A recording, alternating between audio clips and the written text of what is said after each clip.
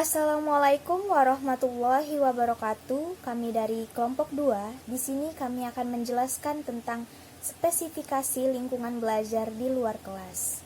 Adapun anggota kelompok kami yang terdiri dari saya sendiri, Cindy Kurnia selaku moderator, kemudian rekan saya Bayu Anggarwati, Pemi Purnamasari, dan Tri Novianti. Baiklah, saya Cindy Kurnia. Di sini saya akan menjelaskan tentang konsep dasar spesifikasi lingkungan belajar di luar kelas.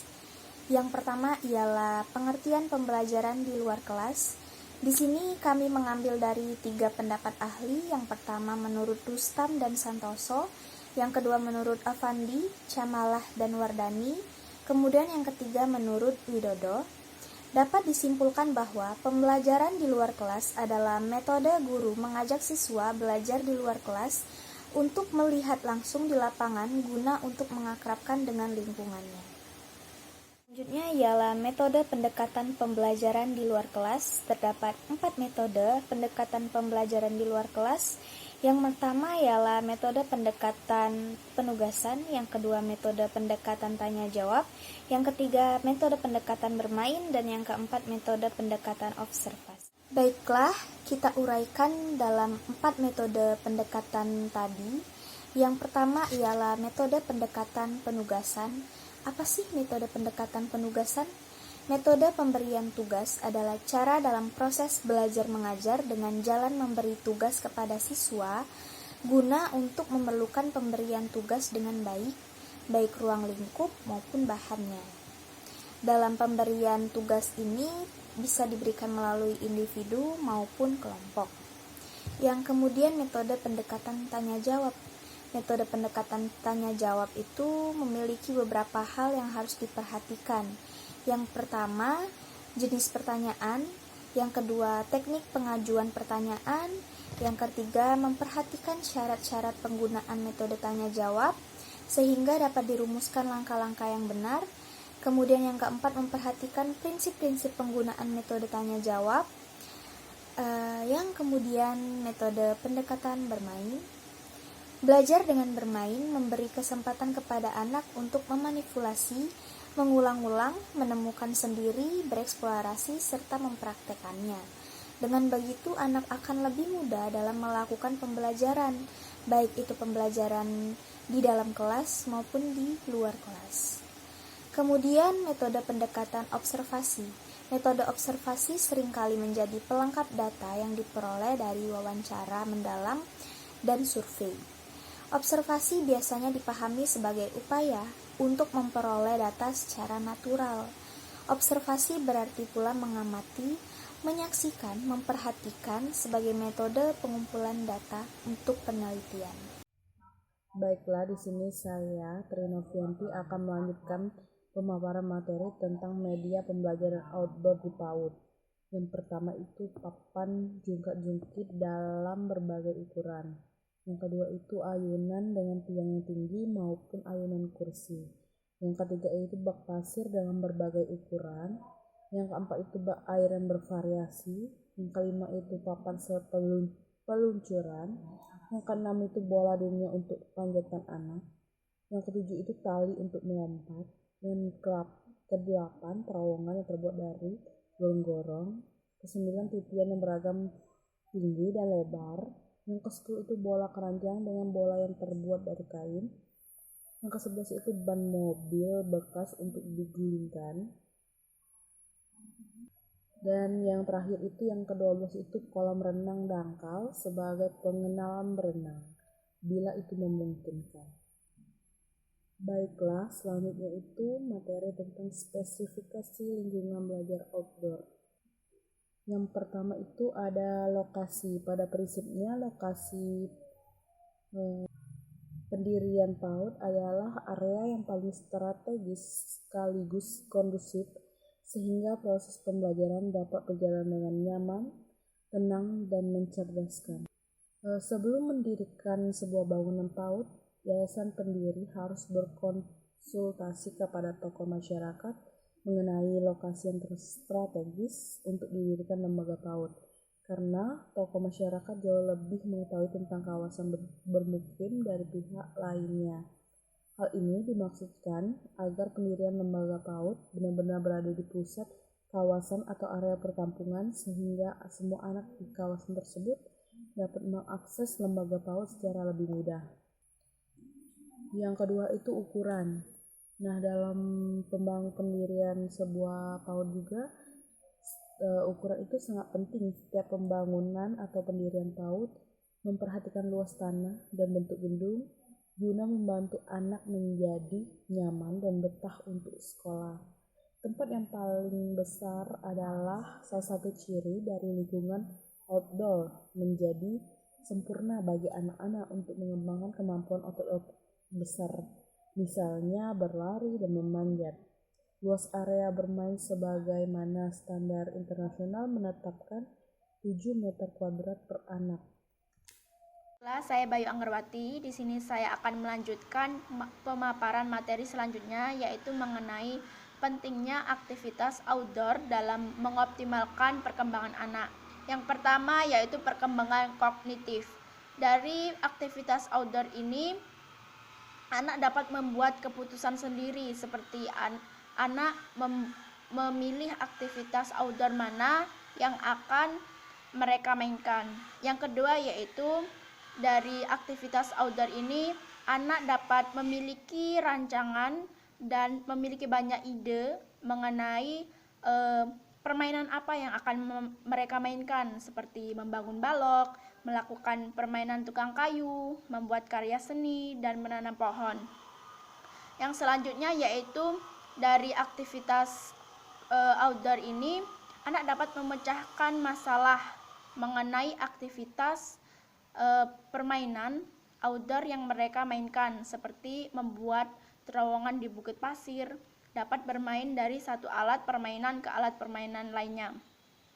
Yang selanjutnya yaitu anak dapat menggali pengalaman melalui berbagai peran, seperti menjadi supir ambulan, mengecat pagar dengan air, mencuci boneka, dan menghidangkan makanan. Yang terakhir yaitu dari aktivitas outdoor ini, anak dapat bekerja sama dengan teman-teman lainnya. Selanjutnya yaitu perkembangan sosial dan emosional. Dari aktivitas outdoor ini, anak dapat mendemonstrasikan kemampuan sosial mereka dengan membantu merawat taman dan berpartisipasi dalam permainan bersama teman sebaya. Yang kedua yaitu anak dapat berunding dan kompromi serta kooperatif dengan sesama teman dalam menggunakan peralatan yang ada di area bermain. Yang selanjutnya yaitu anak dapat mengekspresikan kreativitas dengan membuat berbagai benda seni, mengembangkan permainan baru.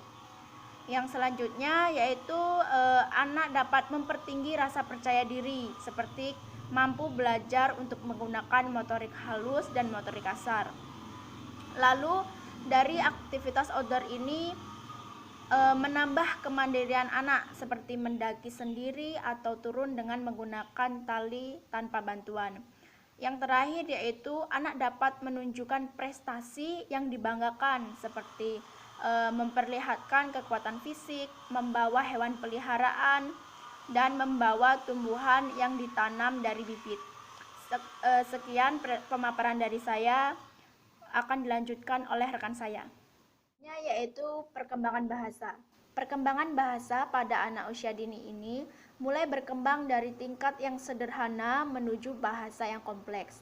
Dari aktivitas outdoor ini sangat berperan dalam membantu perkembangan bahasa anak, karena pada saat bermain, anak tidak hanya bermain saja, tetapi juga bercakap-cakap dengan teman lainnya, sehingga dapat membantu perkembangan bahasa pada anak tersebut.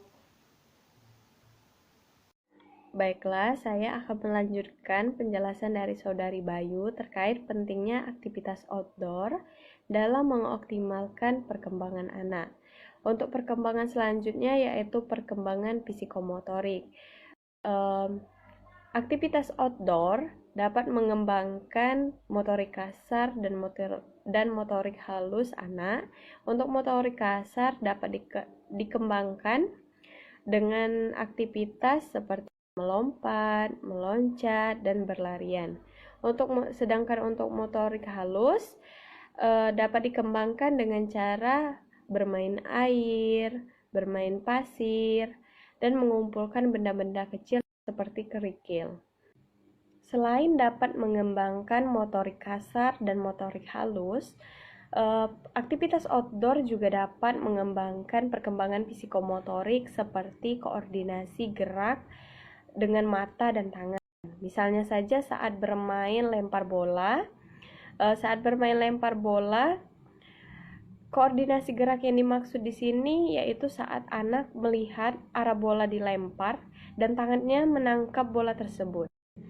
Selanjutnya, aktivitas outdoor juga dapat mengatur keseimbangan, di mana dengan aktivitas seperti mendaki, berayun, meluncur, menggunakan balok untuk berlatih keseimbangan, dan berjalan di atas permukaan yang berbeda. Untuk selanjutnya, yaitu menambah kesadaran akan ruang dan tempat. Dengan adanya aktivitas outdoor, maka anak tidak akan menganggap ruang dan tempat itu hanya sebatas ruang yang ada di dalam ruangan, tetapi anak juga akan belajar, berarti ada juga ruangan yang berada di luar ruangan. Seperti misalnya ruangan yang mendaki, menurun, masuk, keluar, di atas, dan di bawah. Selain itu, aktivitas outdoor juga dapat menunjukkan ketekunan dan ketahanan anak. Misalnya dengan cara permainan mendaki. Kita dapat melihat ketekunan anak dan ketahanannya dalam melakukan pendakian tersebut. Baiklah, perkembangan selanjutnya yaitu perkembangan moral dan agama. Untuk aktivitas outdoornya misalnya dengan aktivitas anak diajak untuk melihat sebuah gambar, lalu anak diminta untuk menceritakan terkait gambar yang dilihatnya.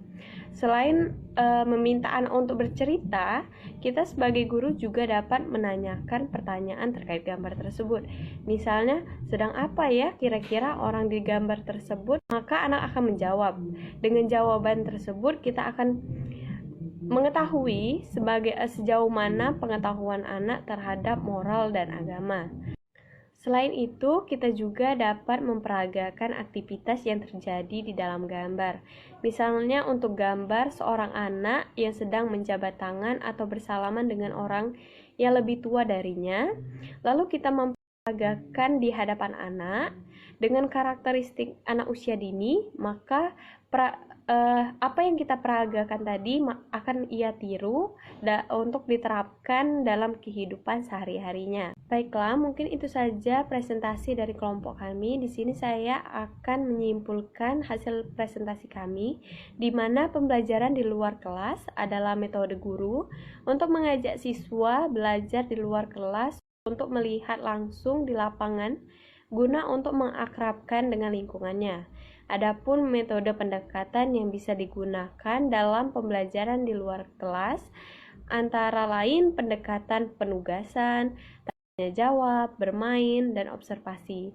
Pentingnya aktivitas outdoor bagi perkembangan anak mulai dari perkembangan kognitif, sosial, emosional, psikomotorik, bahasa, moral, maupun agama.